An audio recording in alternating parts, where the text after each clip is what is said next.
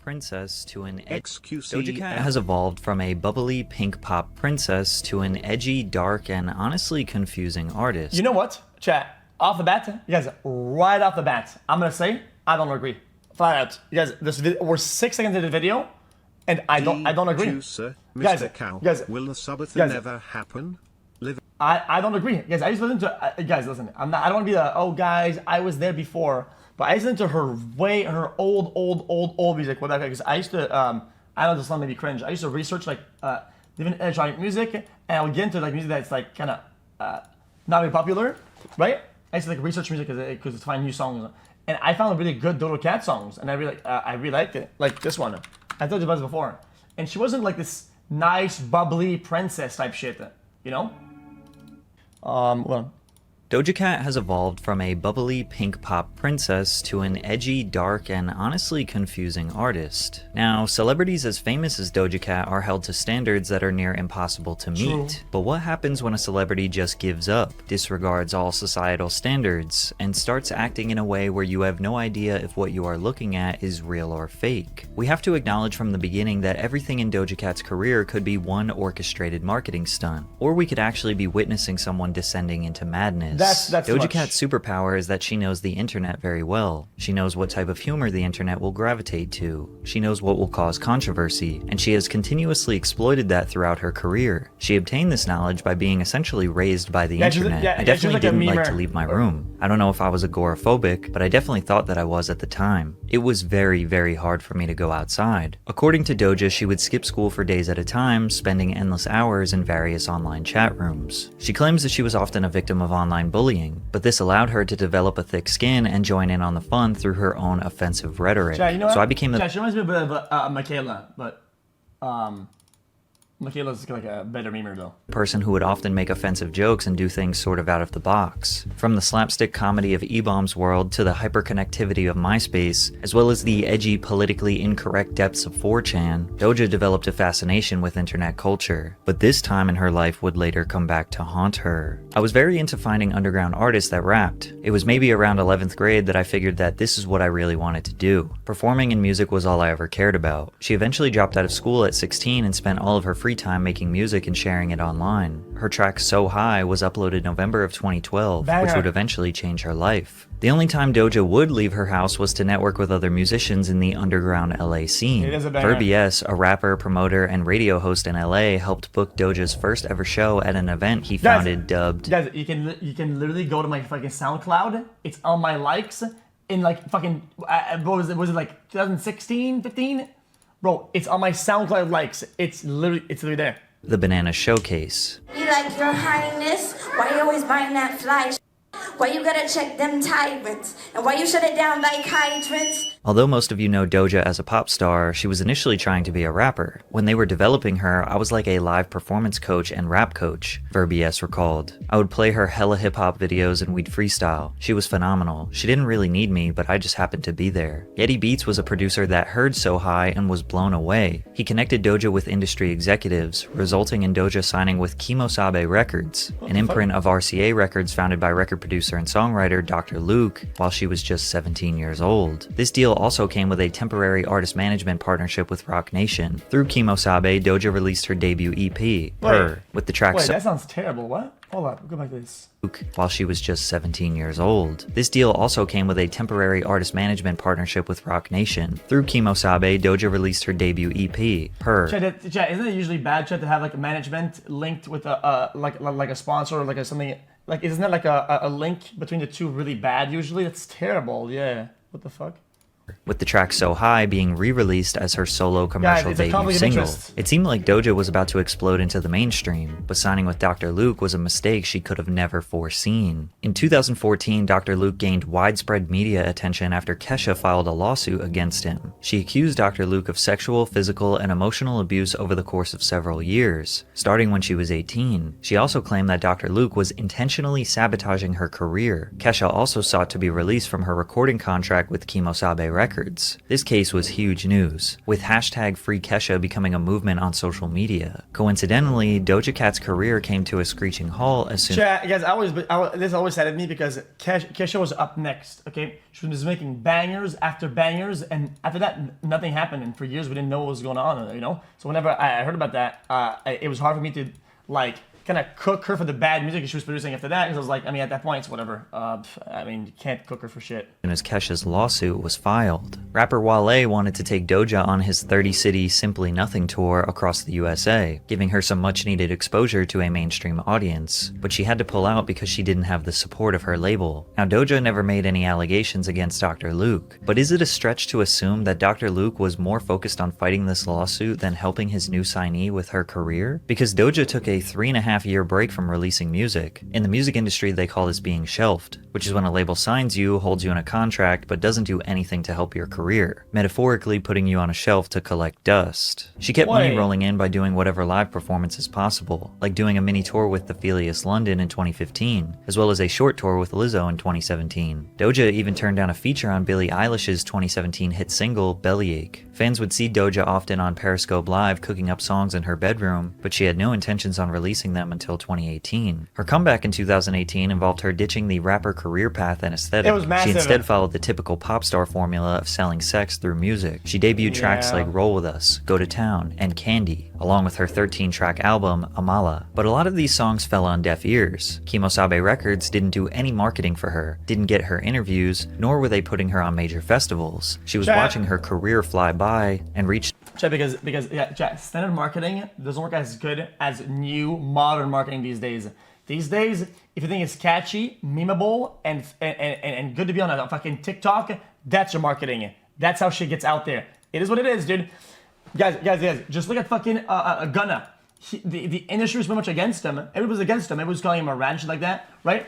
And then he made this album, and that one song went hard because it was memeable. It was on a bunch of TikToks, a bunch of memes, and the fuck you mean, blah blah blah blah blah.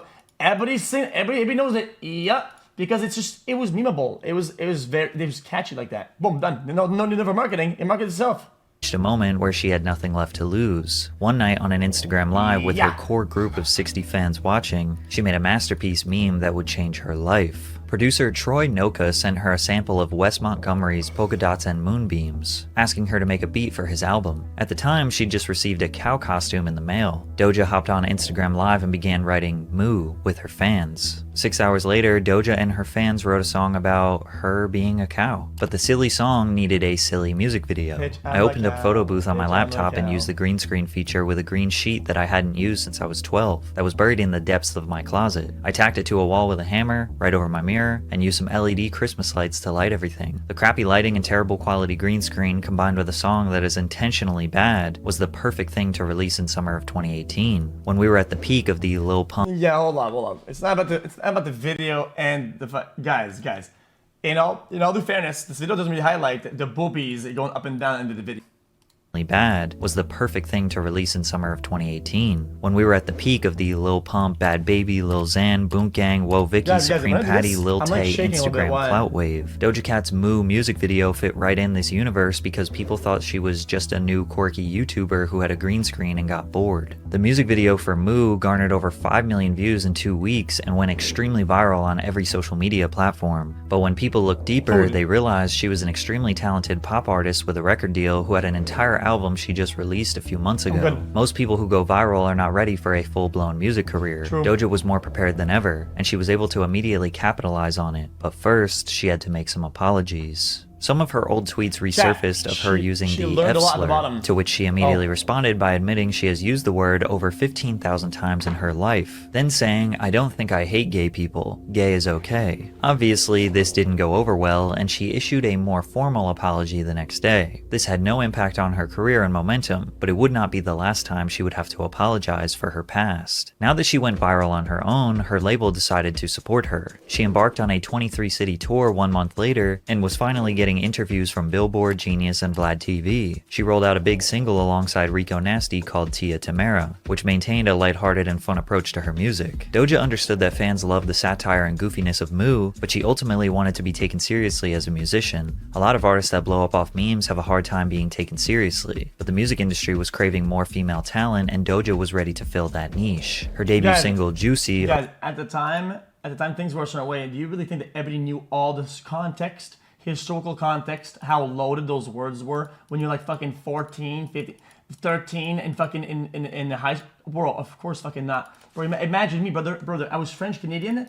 Guys, 3/4 of the words I used, I didn't know what they meant. I just used them because I knew the context and I would just use it. Not the bad words, any words. It could be any words at all. Chat, I would go back to school and we had to write like little paragraphs in school, and half the words of my shit in my English class, I didn't know what they meant, but I thought, yo, and I got good grades for it, dude. I'm not kidding. Alongside Tyga, debuted at number 83 on the Hot 100, her first entry on the charts. It would eventually peak at number 43 due to various TikTok trends associated with the track. Her second studio album, Hot Pink, was an overtly girly, bubbly, sexy record that complemented her fun energy while still remaining professional. Say So wasn't rolled out as a single but sparked a dance trend on TikTok. All the biggest influencers like Charli D'Amelio and James Charles helped skyrocket. Brother, I was like fucking 8 years old, okay, in fucking English class, and I would type like, I was playing the game, and I killed that fucker for the flag, and I won. Like, brother, I'm not kidding. I was writing shit like this. I had no idea what it meant. What did I tell you? Song. The popularity prompted a remix featuring Nicki Minaj. As it gained steam, she tweeted, "If Say So hits number 1, I'll show you guys my boobs really hard." This tweet made headlines, some making fun of her desperation to go number 1, but then it worked. Say So peaked at number 1 on the Billboard Hot 100 and achieved a Guinness World Record for the first female rap duo to reach number 1 on the US singles chart. I just realized I have to show my boobs real hard. I'm just gonna be honest with you guys. I did play you. I'm not showing my boobs real hard, man. You got fucking played. People online were furious that she broke her promise. She's messing with the simps. Trust me, the simps will overpower her and eventually expose something bad about her. This commenter couldn't have been more right. A few days later, Twitter user resurfaced an old video of Doja in what they claimed was an alt-right chat room. On a website called Tiny Chat, Doja is seen wiggling and writhing while making sexual noises and advances towards other people in the chat before dropping the hard R. Her shirt reminds me of a baby duck. Not only was she acting really strange, but the other people on the call were using blatantly racist rhetoric. This was Doja's response. In this video, I'm being completely blackout drunk and completely dumb. In regards to people being racist in the chat room, this was her response. You know what I do understand is that there is racism that happens across Tiny Chat, and there is racism that happens across Instagram. There's racism that happens across Twitter. This happens everywhere. It just happens more on Tiny Chat because it's not as monitored. When you see racist on Tiny Chat, it's because people aren't paying attention. I've seen it, and I know that I've been targeted by it, but the narrative that it's a white supremacist chat is completely incorrect. But it didn't stop there. Oh, guys, she saw it and she had to because of the white supremacist rhetoric. Guys, she had to. Oh! Fans also discovered a 2015 song Doja recorded called Didn't Do Nuffin. Didn't Do Nuffin is a racist term that originated on POL, which is an abbreviation for politically incorrect, an anonymous board on 4chan dedicated to current events and political discussion. This board has a reputation as a breeding ground for fringe beliefs and unapologetically grotesque takes. The term Didn't Do Nuffin is derived from the phrase didn't do nothing, a plea of innocence often used in reference to unarmed black men killed by police. The term term was used to mock and criticize the black community during the Black Lives Matter protests. Hashtags like Doja Cat is over party and only clans began trending on Twitter. People believe that the chat room video and controversial song indicated a pattern of Doja's racist behavior. Not long after these conversations started, Doja issued a formal apology. Chat, I thought didn't do nothing was like used both ways. It was like an all-around term. People said until we did something as like a joke, to say they didn't do anything, or the opposite. It's like it's a whatever. People just use it as whatever. No? 6 years ago. Yeah, I'm pretty sure that was like that. Guys, wait, hold up. At the time that we had Vine and shit, right? Wasn't that a lot on there and shit? In which she acknowledged her involvement in the chat rooms, but also debunked the narrative that she's anti-black. She also jumped on an Instagram Live for 30 minutes where she gave a concise explanation. Yeah, I was wrong. When I used it, it was because I was in chat rooms all the time, and I was kind of locked away, and I was always on there just dealing with people coming at me left and right, talking about different slanderous terms after another. Wait, what? Dealing with people coming at me left and right, talking about different slanderous terms after another. We can wrap up the entire convo by saying she was desensitized by how common it was, and then became like that and emulated the behavior because it was so out there. It is what it is. Term that I used in the song is one that I learned that day. So people were calling me it left and right, and I used it in a song. And it was to kind of take back and just say you to those people. But again, this would not be the last time Doja's internet past would come back to haunt her. Yeah. Fortunately, at some time, I think it was saying that she was in a chat room or in a call with people that were doing it, and then it was that her entourage was using it. So it's not only getting back at people; it's also the people around her were doing it too. So like, it's not the same thing. For Doja, her ever-growing list of accomplishments shined bright over any controversy she endured. Although her Hot Pink tour was postponed, she performed at the 2020 MTV Music Awards where she won the award for Best New Artist. Following performances on both The Tonight Show and Jimmy Kimmel Live, her feature on the album track Motive from Ariana Grande's 2020 album Positions peaked at number 32 on the Billboard Hot 100 chart, becoming both her highest debut and second ever top 40 entry. Later that year, Doja performed at the 2020 MTV Europe Music Awards, where she won the award for Best New Act. She went on to win the New Artist of 2020 and New Artist of the Year at the 46 People's Choice Awards and the 2020 American. Jazz, I gotta give her a lot of props, because she cares a lot about aesthetics and visuals and giving the fans what they want. She does perform her songs, and the people that do like her and do go to her shows, they get what they pay for. They really do. And I think she really gives them that, and tries really hard to give them that, and really puts the energy out there. Okay, and I gotta give a lot of props to that, chat. Not a lot of people do that. When they could just sit around and just sing and do nothing. She cares about the choreographies, what things look like, what she wears, the way she dances, the way she talks to fans, interact.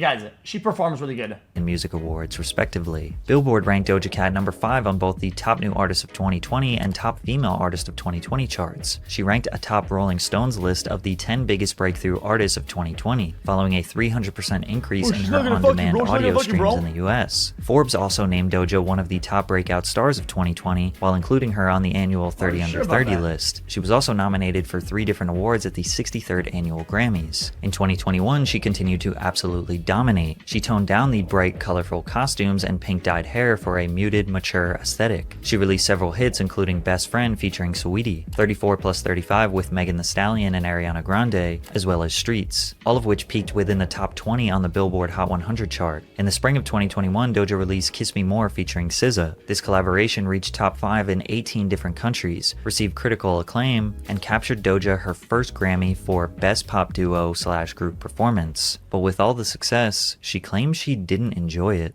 I don't have any new music, like just have fun and like just jam and like make some shit. Like I haven't done that in maybe 5 years, feels like. Yeah, I made my album, put it out, but that's like a requirement. Like I have to make that. Like I had to make that album. It's easy to understand musicians can experience burnout due to demanding schedules, late-night performances, long rehearsals, frequent travel, repetitive interviews. There is an intense pressure to consistently deliver high-quality performances, whether in live settings or in the studio. Her saying she had to make her album led people to believe there was drama with her and Dr. Luke. Maybe she felt a lack of control over her career. Her saying that she hasn't made music for fun led people to believe her label wanted her to make formulaic pop music so they can bring in millions. This pressure, combined with the endless amount of scrutiny and negativity online, having to constantly apologize for wrongdoings, likely made Doja feel like this whole music industry is smoke and mirrors. Her potential descent into madness was beginning. Are you drinking water? Chad, In March of as a successful label company, Chad, don't they have like a bunch of people that are like know about the industry and they know what's gonna be catchy? They kind of know everything over. So of course they're gonna push in some direction. It's up to the artist to fight against it and release it what they want to do. They'll probably still release it, maybe less market or whatever. But I mean, they can still do whatever as long as they release shit. I mean, look at Drake. Didn't he have to make certain amount of albums or something like that? And he did whatever. I thought it was like that. Not how it works. Gotcha. You legally can't. Gotcha. That's not how that works. Got it. Okay. I thought they had to make a certain amount of music or some shit. They it was like, oh, like an album per certain amount of time. Like that's how the deals went. Like, not Blade. Yeah, I don't give a fuck about Blade, bitch. What the fuck? 2020, Doja traveled to Paraguay for their annual Asunciónico festival, which was cancelled upon arrival due to severe weather conditions which included flooding and thunderstorms. Doja's hotel location was leaked and fans, eager to see their favorite musician, piled up outside the hotel hoping for her to come out. Eventually, fans grew frustrated when Doja failed to acknowledge them, both in person and on social media. While fans aren't entitled to Doja's time outside of when she's scheduled to perform, her seemingly self-absorbed tweets the follling day caused a Yo, that's a major security threat, dude. That is terrible, dude. Brother, people know where you're gonna sleep. How do you even fall asleep knowing that there's fucking a bunch of people everywhere, dude, that only care about you and shit like that? Bro, they'll try their best to get in there, man. Why would you acknowledge that coming out of this shit when like they shouldn't be there? They shouldn't know. They shouldn't know that she's there. They shouldn't be there. Now they are there, and you want acknowledgement on the way out? Dude, what the fuck is this shit? They can all fuck off. Justified uproar on social media. What a bunch of The next day, morons. Doja checked out of her hotel and tweeted, "There was a storm in Paraguay, the show got cancelled. When I left the next morning, there wasn't one person outside the hotel waiting for me." After a flurry of backlash, she said, "I don't give a," followed by, "The ain't for me, so I'm out. Y'all take care." What, did he just censor his own video? I don't give a anymore. I quit. I can't wait to disappear and don't need you to believe me anymore. Everything dead to me. Music is dead. I'm a fool. Thinking I was made for this video is a nightmare. Follow me. Okay. Said, "I don't give a," followed by, "The ain't for me, so I'm out. Y'all take care," before changing her Twitter name to I Quit. Her reaction to this situation that was totally out of her control either proves 1, she is legitimately sick and tired of the pressure of this industry, or 2, she is just a snobby, childish brat ungrateful for her career. Doja's response to criticism has always been the same since day one. She would initially respond sarcastically, and when that response garnered more criticism, she'd finally take the situation seriously and issue a formal apology. However, the secondary Damn, they did the classic stand behavior, dude. They love you, and then you, they love her, and then they know for a fact that she's apologizing. And then anytime she doesn't act like they want to, they pull the garbage back out the fucking pockets. Aren't you the girl that did this? Aren't you the one that did that? And they know how it is, but they pull it back out. He'd dude. finally That's take the just fucking situation weird. seriously and issue a this formal you? apology. However, the secondary apologies always felt insincere, since her genuine feelings toward the topic were always displayed during those initial responses, which brings us to our next controversy where she made a huge deal out of nothing. Doja DM'd Noah Schnapp, the 17-year-old star of Stranger Things, to get the attention of Joseph Quinn, another cast member who she had been lusting over on Twitter. Noah posted the DMs thinking it was a silly joke, only for Doja to get really angry about it. Just to holla at me. Chat, what does HMU mean? Hit me up, my bad. Guys, I don't, bro. I'm so old, chat. For Doja to get really angry about it. That Noah did that. Like, went and posted a private conversation between me and him is so unbelievably like socially unaware. That's pretty shit. And whack. You know what I mean? Like that's like borderline snake. That's like weasel. That's what I'm saying. It's not that deep. It's just that he's like a very dumb kid. Doja assumed people would automatically take her side since Noah exposed their private messages. However, many people saw it as her trashing an innocent 17-year-old. What she said in the DMs was already public knowledge, and when Twitter users told her that she was overreacting to this small conflict, she played the victim and responded in an insincere, sarcastic tone. Y'all are so cringe and lame and nobody wants to hang with you. That's why y'all be on here unironically writing replies to that makes you mad. Doja is clearly fed up with the negativity that comes with fame. Whether her Chat, if I knew I could get away with dumb shit when I was 17, okay? Guys, I would have been fucking blowing shit up like crazy at the time. Chat, if I had any traction in the big world and I was gonna famous at 17, I would have been fucking everybody's careers on purpose. What? Because they're given free passes. He knows what he's doing, chat. Guys, you are an adult when you're an adult, okay? When it comes down to social interactions like that, right? Now, like intimacy or anything like that, you know how it works. Whether he's 17 or 18, he knows how that part of the world works. He does. He has knowledge. He's seen it. He's been in it. He knows how it works. So therefore, he is an adult in that way. In that part of the world or dynamic, he is an adult. People sometimes, chat, guys, in some parts of the world are an adult when they're fucking 14 or 15, right? When it comes to like, let's say responsibilities. Some people, chat, are like fucking 13 and they take care of the fucking of their young brother and shit, and they have to be a father figure in the household because they don't have their dad or something, or their mom or so on. They have to do things that are very adult-like that you might not even have when you're 20, 25, 30. Some people are more adult than you when they're very underage. So in that way, he is an adult in that way. But he's not acting like it, and giving him a password is not okay. It's stupid. Her controversies are self-inflicted or not, she was done with the expectations, done with petty drama, done with apologies, done trying to appease anyone but herself, and now it was her turn to control the narrative. She started by shaving her head bald. Okay. Then she went on Instagram. Okay, chat. Alright, chat. Let me fire back at you, chat. Let me fire back at you. I will not wrap it up. I will not wrap it up. Listen. Because I'm 28. What do you guys call me all the time? Man-child. Okay, chat. Guys, why would I not be able right now? Why do you guys think I shouldn't get children now? Why not? Why not?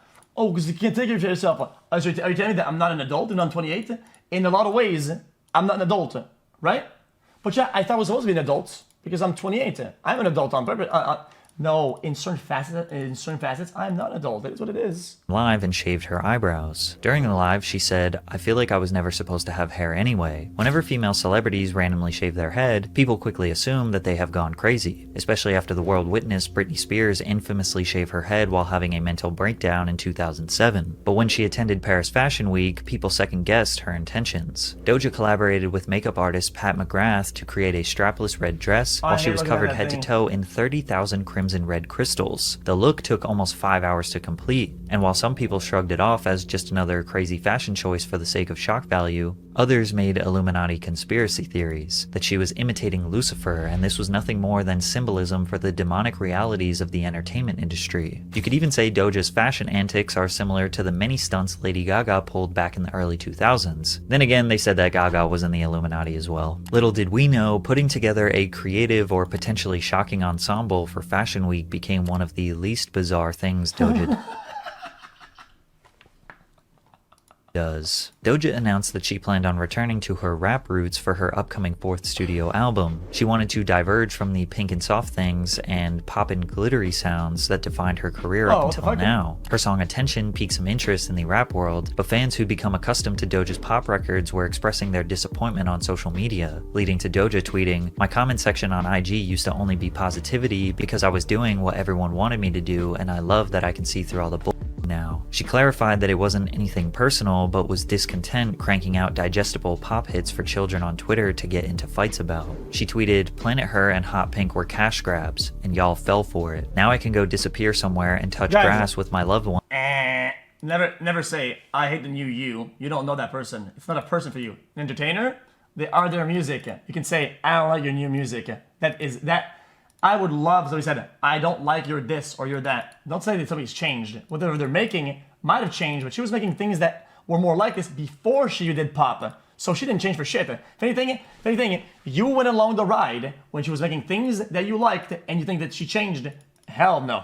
Ones on The an masses, island while y'all weep for mediocre morons. pop. People were feeling regret for having ever supported her music, but this is the most honest thing Doja has ever said. Most of the music you love is a highly formulaic, soulless product that is scientifically engineered for you to love it. Look at what it took for Doja to blow up, making the worst song possible to get attention. It is totally believable to think Doja just did whatever she could to make some money and be set for life. This is metaphorically what people refer to as selling their soul, but Doja was doing more than metaphors. She showed off a new tattoo of a scaled animal figure crossbred with female attributes. The photo went viral on social media, with many calling Doja's tattoo demonic. One fan expressed their concern, writing, "Used to love you, but you clearly sold your soul to the devil. Unfollow." Doja replied, "Whatever helps you sleep at night." She'd post another tattoo, an antelope skull on her wrist. Then she would tattoo a bat skeleton on her back. The allegations regarding her being indoctrinated. Oh, damn, dude. What if you're... Okay, I'm not gonna say it. Allegations regarding her being indoctrinated into the Illuminati or practicing demonic worship only increased as time went on. Her Instagram became filled with cryptic messages and spooky videos to roll out her album. She posted very unflattering photos. Guys, what if it's like a recommendation of the stance that should be used when you are seeing this tattoo, almost like a tutorial, right? You're gonna, I'm just saying, not her, but someone else, you're about to ride, right? And it's like, do this, and it's like guys, like an IKEA tutorial, and then you do that. It's like what the person wants. No, okay. Photos of herself. Her album was called Scarlet. She posted what people thought was the album cover, which consisted of her drenched in blood with a stripped down Freemason symbol. She also announced a multi-city tour, which people called a devil worship show. She'd post videos of herself crawling in the shadows, photo shoots where she was drenched in blood, and selfies of blood dripping down her nose. She even posted a selfie wearing a shirt with an image of Sam Hyde, an infamous internet troll/comedian who often incorporates racist or anti-Semitic humor in his bits. The image of Hyde brandishing a rifle on Doja's t-shirt is a common meme on social media following mass shootings. Her song Paint the Town Red was her leaning more into this overtly demonic art style. The song topped the charts in... Guys, when people think that people can cancel you, brother, this guy just called me the F word flat out, okay, on Twitter, and he was getting massive praise. The tweet went massive. Everybody like, yeah, fuck that bitch. I'm like, okay. 19 countries. It became Doja's second single and first as a solo artist to top the Billboard Hot 100. Paint the Town Red made history by becoming the first solo female rap song in Spotify history to top the platform's global and US top 50 charts, and the fastest solo female rap song to amass 100 million streams. Turns out devil imagery is still an effective marketing strategy. If the signs weren't obvious enough though, Doja began teasing a promotional single titled Demons. In promotional photos uploaded to Instagram, Doja can be seen dressed up as a demon. The music video further cemented Doja's transformation from the quirky girl in a cow suit to something straight out of a horror film. Some people are praising Doja, that she is finally being herself. She's finally free of all the expectations of the music industry and doesn't have to live up to unattainable beauty standards. Some people think what Doja is doing here is mocking the people who think an artist has to sell their soul to make it into the... What really sucks though is that I feel like doing what you want to do and doing you is different in nature than fighting back against people who are saying you're not doing you, right? There's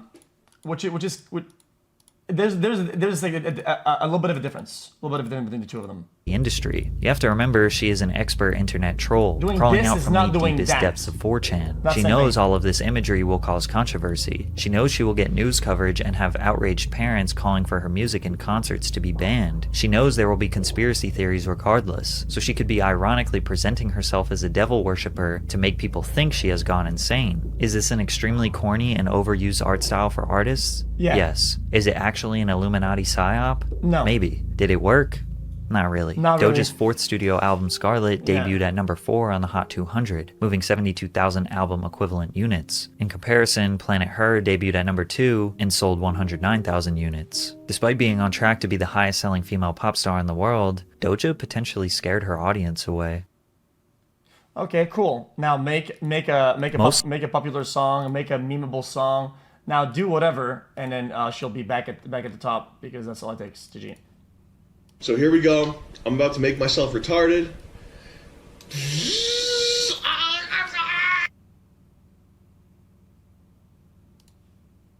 So here we go. I'm about to make myself retarded.